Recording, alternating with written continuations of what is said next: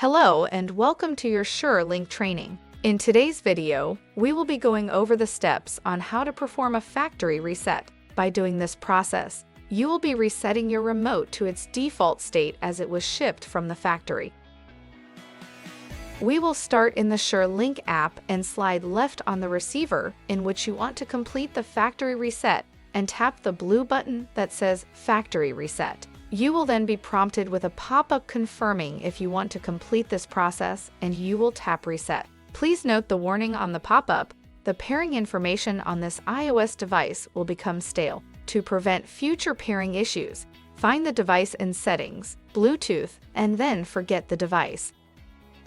You will then see the receiver you selected go offline. You will know this is happening because the receiver line no longer has the green Wi-Fi symbol on the right-hand side, and the tarp name is faded and no longer in white text.